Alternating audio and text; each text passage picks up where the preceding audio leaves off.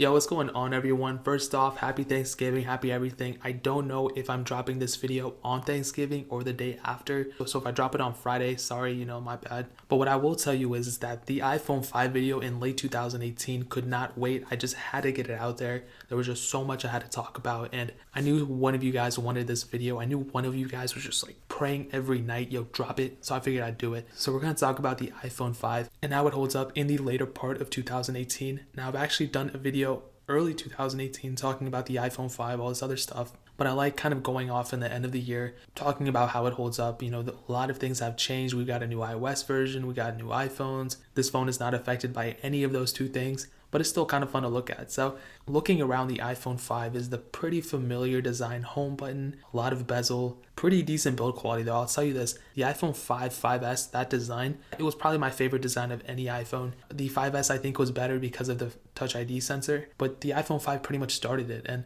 although it didn't feel as premium as the iPhone 4S, I still think that this phone had a place in time. And I think just the design of it, the sleekness, how light it was, and just everything like that. I mean, now I kind of complain if a phone is too thin or this or that, but the iPhone 5 hit it right on the dot, and I have so much respect for it. Looking at the front, it has the 4-inch screen. Believe it or not, it has the same pixels per inch as the iPhone XR. So I still say the iPhone XR has a better panel because it has True Tone and its resolution a little bit higher. But it's still kind of funny that a phone of this caliber that costs $750, over $750 including tax, has the same pixels per inch as a phone that was released in 2012. There was no IP certification or anything like that, so it's not a big deal. I don't think there was a lot of water around in 2012, so I'm just totally joking, guys. I don't want any environmentalists trying to get at me for that joke. I'm just saying it. I had the country Germany try to get at me the last time I made that video a long time ago, like last month if you remember that. So I don't want any environmentalists getting at me. Looking at the back, we have a single camera sensor. It is an 8 megapixel camera, so I'll talk more about that in a second. You also have a front camera 1.2 megapixels, the headphone jack on the bottom, and the lightning charging port, as well as the speaker on the bottom as well. Now that kind of covers up everything about this phone. Not much has changed since the last video for this specific iPhone. I don't remember if the iPhone 5 got a security update. I think it did, maybe it did, maybe it didn't from me doing that last video, but it's still kind of cool that this phone is still somewhat relevant. Now, kind of going in the internals of the phone, it did have the Apple A6 chip, which is a much better chipset than the Apple A5 chip, in my opinion. It has a dual-core CPU, and this was the actual first iPhone that had 1 gig of RAM. Before the 4S and all those phones had half a gig of RAM, so pretty big improvement here. The performance, I'll tell you like this, going from an iPhone 4S on iOS 9.3.5 to an iPhone 5 on iOS 10, humongous difference. Even if the iPhone 5 was still on iOS 9.3.5, literally there's just no competition. That phone is so much slower, and this going from a 4S to a 5 could have possibly been the biggest jump in terms of performance, even more so maybe than the iPhone 6 to the 6S. I will have to go further and test that. I have all those phones, so I'm going to go further test the speed and everything. And I'm kind of curious to see which one would be better. Which one was the biggest upgrade from one iPhone to another? Some people might say, well, the first iPhone to the 3G. I just want to stop talking about the first iPhone.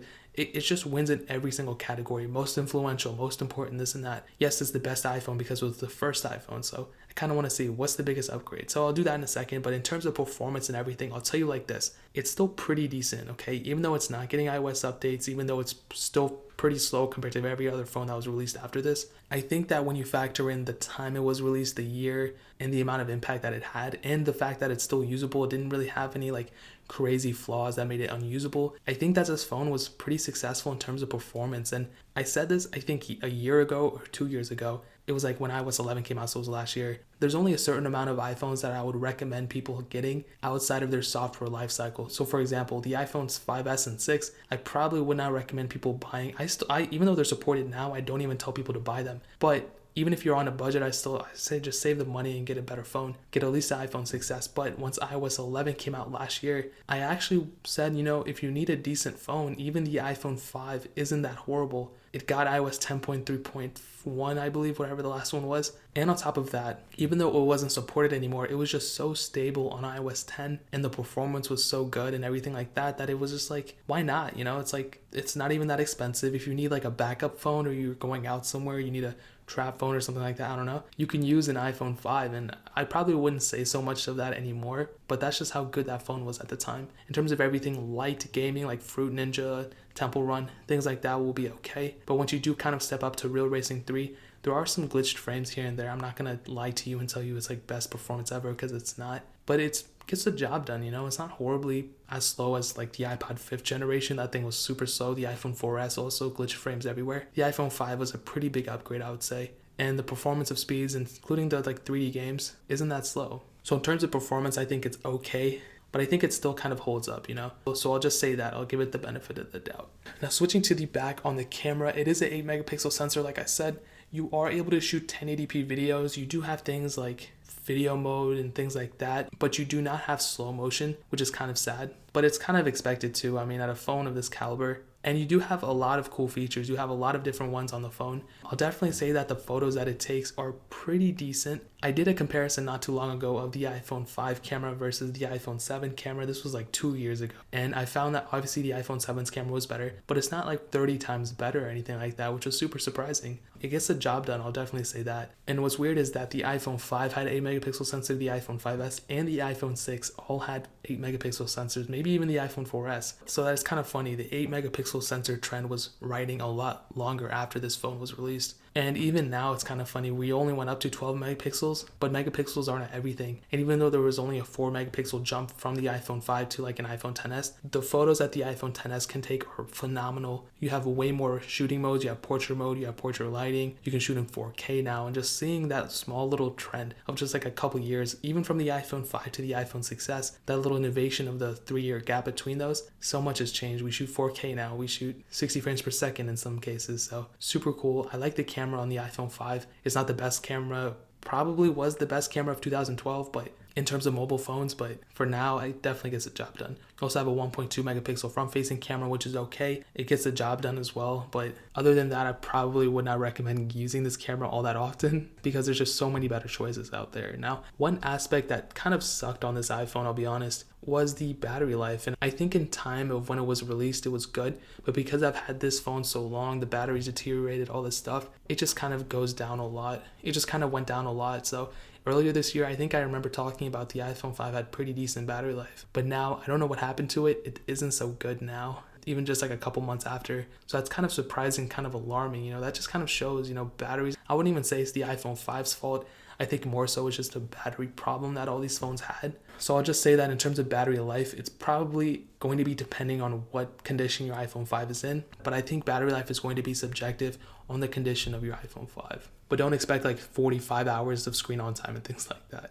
Now some other notable things to note. Like I said, no IP certification, no wireless charging, nothing like that.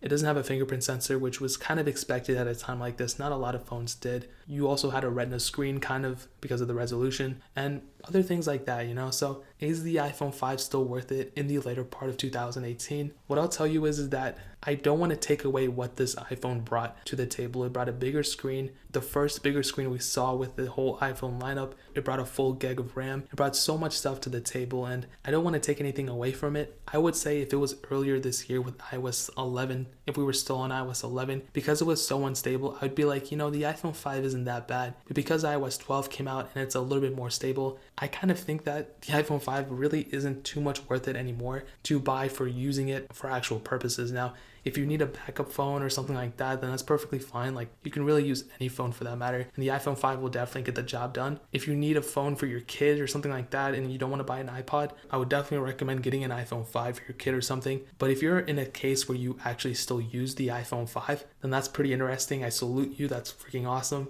I would say just keep it for as long as you can. Just see how long you can use it. It's not a completely horrible phone. I'll say it's very average, and a lot of people are going to say, well, how are you going to recommend people buying an iPhone 5, but you don't recommend people buying an iPhone 10? Or guys, everything has to do with pricing and the time it was released, okay? The iPhone 10R too expensive for what it is. The timing is just horrible. The iPhone 5 though, for like $40, it's not a bad deal. And I'm not even recommending people to use it as a main phone. I'm saying if you need something on the side or if you have like emergency cases, just use it. Who cares? Like, it takes the same size SIM card, I believe. Just swap out your SIM, put your SIM card in there, and then you're good to go. So that's pretty much where I'm going to leave it at. This video was kind of all over the place, but I hope you guys enjoyed it. But if you are one of those select few who are still using an iPhone 5 in the later part of 2018. I'm talking about like you're actually using this phone as a main phone. Leave it down in the comment section below. I want to see how many of those. I want to see somebody type like iPhone 5 gang or something like that. And if you are using an iPhone 5, I want you to like that comment. I want you to like everyone's comment who says that. And I want to see how many people are still using an iPhone 5. But that is pretty much it. If you guys have any other questions, leave some comments down there too. But definitely hit that like button. That'll mean so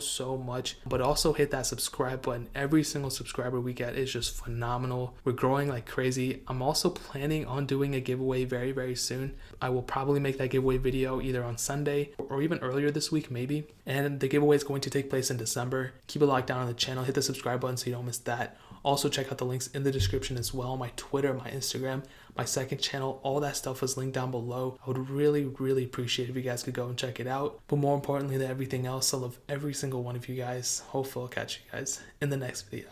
Peace out till then.